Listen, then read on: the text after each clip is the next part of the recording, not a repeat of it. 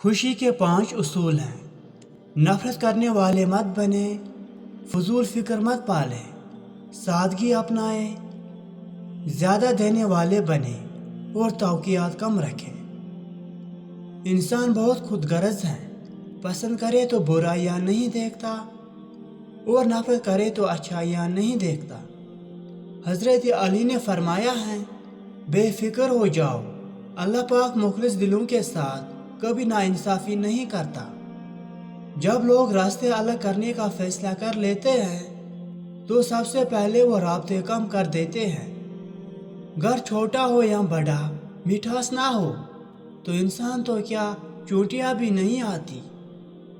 باعزت انداز میں ناکام ہو جانا بے عزت ہو کر کامیاب ہونے سے بہتر ہے۔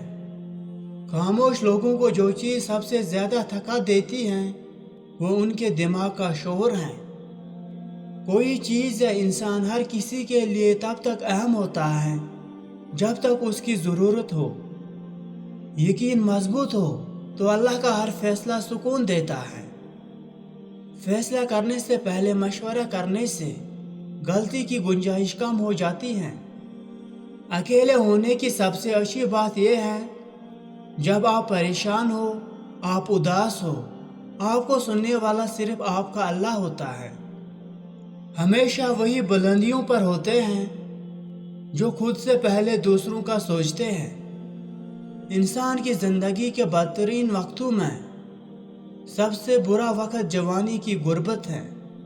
جو تقسیم کرو گے اسی میں اضافہ کر دیا جائے گا، پھر وہ چاہے کانٹے ہو، پھول ہو یا پھر آسانیاں ہو۔